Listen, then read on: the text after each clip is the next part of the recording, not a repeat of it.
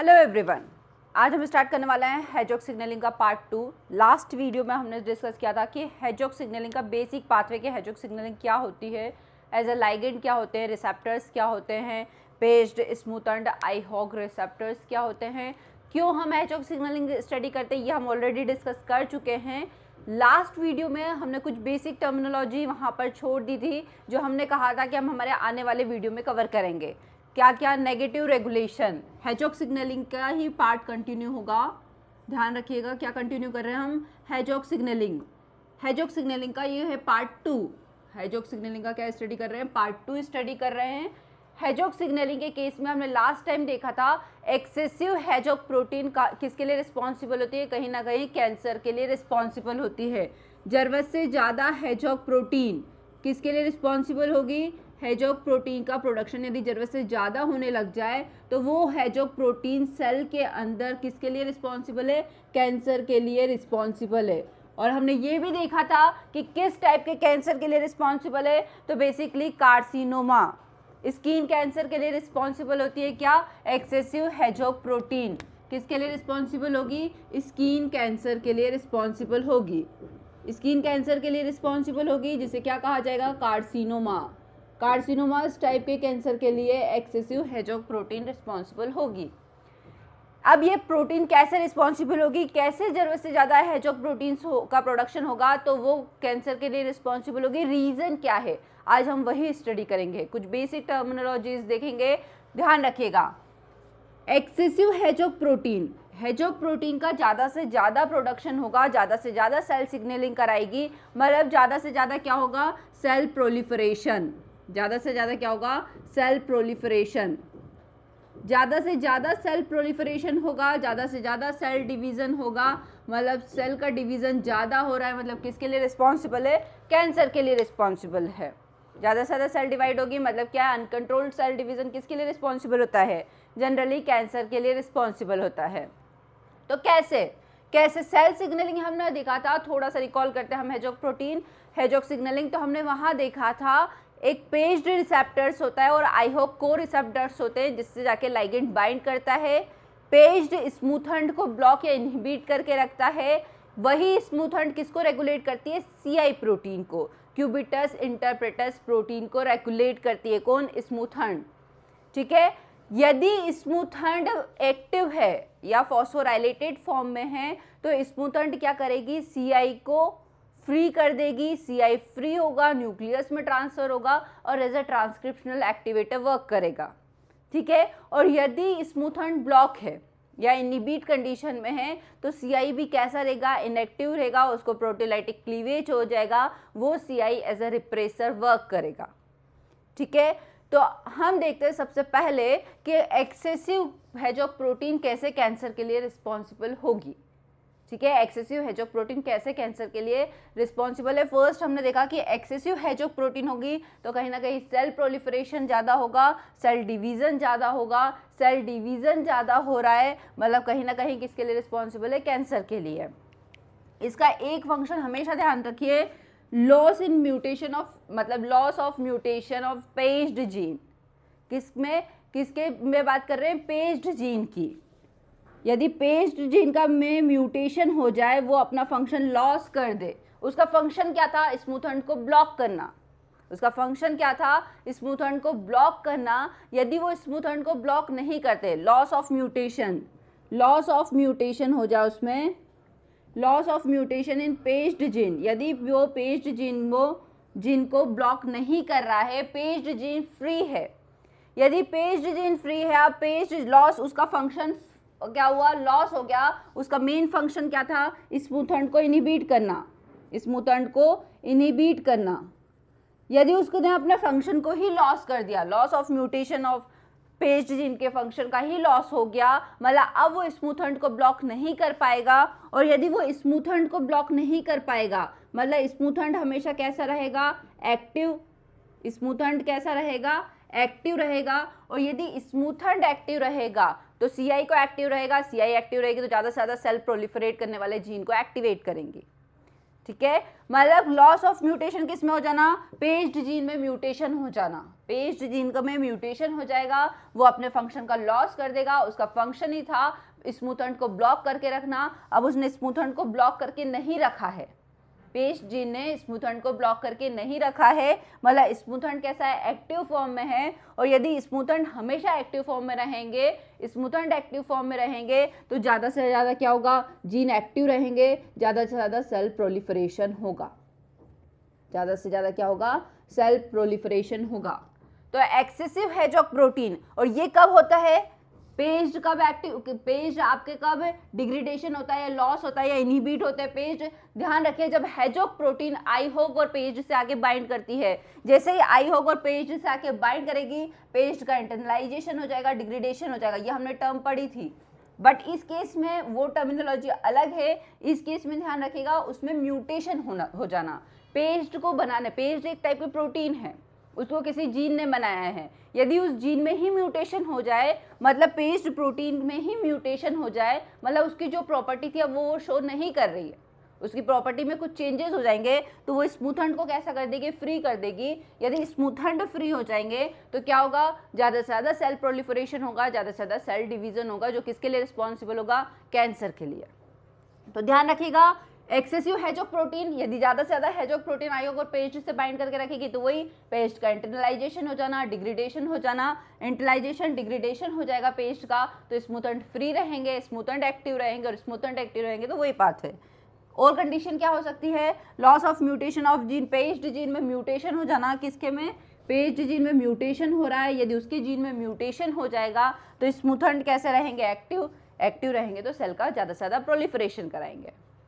ठीक है, तो एक्सेसिव हेजॉक प्रोटीन किस लिए कैंसर के लिए रिस्पॉन्सिबल होती है, कार्सिनोमास किसे कहा जाता है, एक टाइप के काउकेशियन में जनरली देखा जाता है ने, किस स्किन कैंसर होता है। अब इसको ट्रीट कैसे करेंगे, ऐसा कौन सा मॉलिक्यूल है जो इसको ट्रीट करेगा, तो इसको साइक्लोपेनिया, ध्यान रखिएगा साइक्लोपिनिया या साइक्लोपिनाइन, ये ऐसा मॉलिक्यूल है, ये एक ऐसा मॉलिक्यूल है जो कैंसर के ट्रीटमेंट के लिए यूज होता है। साइक्लोपेमाइन एक ऐसा मॉलिक्यूल है जो कैंसर के ट्रीटमेंट के लिए यूज होगा। अब इस मॉलिक्यूल का क्या करेगा, ये मॉलिक्यूल क्या करता है, स्मूथेंट से जाके टाइटली बाइंड हो जाता है। इस मॉलिक्यूल को जनरली कैंसर ट्रीटमेंट, जिसमें जो पर्सन हेजॉक के एक्सेसिव हेजॉक प्रोटीन के कारण कैंसर के लिए रिस्पॉन्सिबल है, उसमें साइक्लोपेमाइन जो रहता है वो किससे जाके बाइंड हो जाता है, स्मूथेंट से जाके बाइंड हो जाएगा, स्मूथेंट से जाके टाइटली बाइंड हो जाएगा। यदि वो स्मूथेंट से जाके टाइटली बाइंड हो जाएगा, मतलब वो अब स्मूथेंट को एक्टिव नहीं होने देगा, स्मूथेंट से जाके टाइटली बाइंड हो जाएगा, मतलब वो स्मूथेंट को इनएक्टिव कर रहा है, उसकी प्रोसेसिंग को कैसा कर रहा है, इनएक्टिव। ध्यान से समझिएगा, ये कौन सा अभी हमने देखा, एक्सेसिव हेजॉक प्रोटीन कैंसर के लिए रिस्पॉन्सिबल है, लॉस ऑफ म्यूटेशन या पेज्ड जीन में म्यूटेशन हो जाता है तो वो किसके लिए रिस्पॉन्सिबल है, कैंसर के लिए रिस्पॉन्सिबल है। उसकी प्रोसेस हमने देखी कि अगर म्यूटेशन हो जाएगा तो कैसे कैंसर के लिए रिस्पॉन्सिबल है। अब हम देख रहे हैं कौन सा मॉलिक्यूल कैंसर को ट्रीट करेगा, तो ये किसके लिए है, कैंसर ट्रीटमेंट के लिए, कैंसर ट्रीटमेंट के लिए, कैंसर के ट्रीटमेंट के लिए इसको यूज किया जाएगा। अब ये करता क्या है, साइक्लोपेमाइन जो होता है वो स्मूथेंट से टाइटली बाइंड हो जाएगा, माइन जो होता है वो किससे बाइंड हो जाता है, स्मूथेंट से टाइटली बाइंड हो जाएगा, स्मूथेंट से टाइटली बाइंड हो जाएगा। यदि वो स्मूथेंट से टाइटली बाइंड हो जाएगा तो स्मूथेंट को कैसा कर देगा, इनएक्टिव। यदि स्मूथेंट ही इनएक्टिव हो गया तो अब हमें प्रोसेस समझ में आ रही है। कैंसर अभी जस्ट हमने स्टार्टिंग में देखा कि स्मूथेंट यदि एक्टिव रहते हैं तो ज़्यादा से ज़्यादा कैंसर के लिए रिस्पॉन्सिबल होते हैं। यदि ये जो मॉलिक्यूल है ये स्मूथेंट से बाइंड हो जाएगा और स्मूथेंट को ही कैसा कर देगा, इनएक्टिव कर देगा, तो इस कंडीशन में क्या कैंसर कॉज होगा, नहीं। मतलब ये किसके लिए, कैंसर का ट्रीटमेंट हो रहा है। कैंसर के ट्रीटमेंट के लिए कौन सा मॉलिक्यूल यूज़ किया जाएगा, साइक्लोपेमाइन, जो किसके लिए रिस्पॉन्सिबल है, स्मूथेंट से टाइटली बाइंड होगा, उसकी एक्टिविटी को कहीं ना कहीं इनएक्टिव कर देगा या इनहिबिट कर देगा, ताकि स्मूथेंट इनएक्टिव रहेंगे तो सीआई, स्मूथेंट इनएक्टिव रहेंगे तो किस पे इफेक्ट पड़ेगा, सीआई पे, क्यूबिटस इंटरप्रेटस पे। सीआई कैसा रहेगा, इनएक्टिव, और CI ही यदि इनएक्टिव हो गया, CI इनएक्टिव होगा तो ज़्यादा से ज़्यादा सेल प्रोलिफरेशन नहीं होगा, सेल डिवीज़न नहीं होगा, मतलब वो किसके लिए रिस्पॉन्सिबल हो रहा है, कैंसर के ट्रीटमेंट के लिए। तो आई होप आपको ये रीजन साइक्लोपामाइन क्या होता है, हेचॉक प्रोटीन किसके लिए, किस जिन में म्यूटेशंस होंगे तो कैंसर के लिए रिस्पॉन्सिबल होगा, ये क्लियर होगा। इस लेक्चर में हमने लास्ट वीडियो में हमने देखा था एक टर्म कि हमने GLI1, GLI2, GLI3 protein, GLI1, GLI2 और GLI3 भी हेचॉक की ही प्रोटीन होती है। किसके सिमिलर होती है, CI क्यूबिटस इंटरप्रेटस के समान ही जीन रेगुलेटरी प्रोटीन होती है। कौन कौन सी, GLI1, GLI2 और GLI3, ये तीनों जो प्रोटीन होती है किसके सिमिलर होती है, CI के सिमिलर, क्यूबिटस इंटरप्रेटस के सिमिलर ही CI like gene regulatory protein, CI like gene regulatory protein होती है। अब क्या करती है, इसमें से ध्यान रखिएगा हमेशा, GLI1 और GLI2 जो होते हैं, कौन कौन से, GLI1 और GLI2, ये as a transcriptional activator work करते हैं।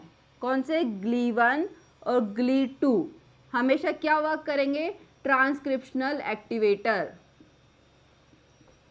ट्रांसक्रिप्शनल एक्टिवेटर, मतलब ट्रांसक्रिप्शन को एक्टिवेट करेंगे, जीन को एक्टिवेट करेंगे ताकि उससे ज़्यादा से ज़्यादा mRNA बने, उससे ज़्यादा से ज़्यादा प्रोटीन बने और जीन रिस्पॉन्स शो हो। मतलब GLI1 और GLI2 जो CI like gene regulatory protein है वो हमेशा कैसे वर्क करेगी, ट्रांसक्रिप्शनल एक्टिवेटर। और GLI3 जो मोस्ट ऑफ द केस में CI के बिल्कुल सिमिलर होती है, जो ट्रांसक्रिप्शनल एक्टिवेटर और ट्रांसक्रिप्शनल रिप्रेसर दोनों की तरह वर्क करेगी। ट्रांसक्रिप्शनल एक्टिवेटर और रिप्रेसर दोनों की तरह वर्क करेगी। कौन, GLI3। हमने देखा था CI के केस में कि CI भी कैसे वर्क करता है, ट्रांसक्रिप्शनल एक्टिवेटर और रिप्रेसर दोनों की तरह वर्क करता है। कब और कैसे, ये हम ऑलरेडी लास्ट वीडियो में पढ़ चुके हैं। यदि CI का प्रोटियोलाइटिक क्लीवेज हो जाए, प्रोटियोलाइसिस हो जाए, तो जो CI का प्रोडक्ट मिलता है CI75, वो किसकी तरह एक्ट करता है, ट्रांसक्रिप्शनल रिप्रेसर की तरह। और इंटेक्ट फॉर्म ऑफ CI मतलब CI155 किसकी तरह एक्ट करता है, ट्रांसक्रिप्शनल एक्टिवेटर की तरह। सेम उसी केस में GLI3 भी क्या करेगी, उसका भी प्रोटियोलाइटिक क्लीवेज हो सकता है। इसका यदि प्रोटियोलाइटिक क्लीवेज हो जाए तो ये ट्रांसक्रिप्शनल रिप्रेसर की तरह वर्क करेगी और इंटैक्ट फॉर्म में किसकी तरह वर्क करेगी, ट्रांसक्रिप्शनल। यदि इसका भी क्या होता है, प्रोटियोलाइटिक क्लीवेज, ध्यान रखिएगा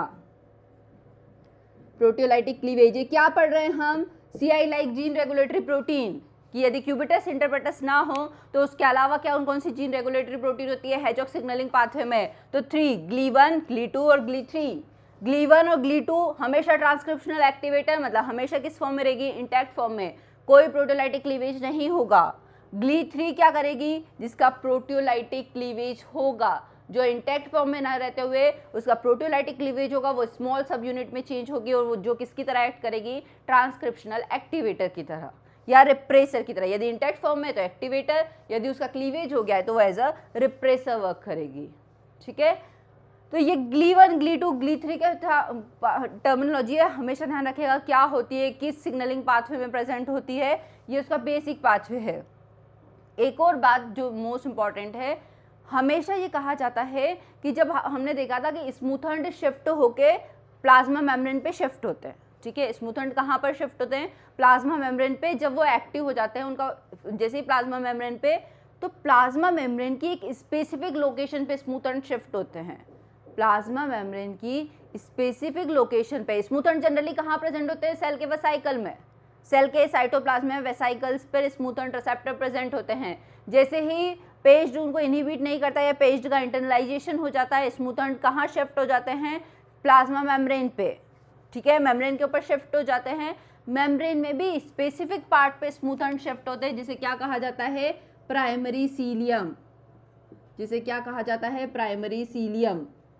ध्यान रखिएगा, कुछ बेसिक टर्मिनोलॉजी है। आज का वीडियो टोटल हेचॉक सिग्नलिंग के कुछ बेसिक पार्ट को कवर करेगा।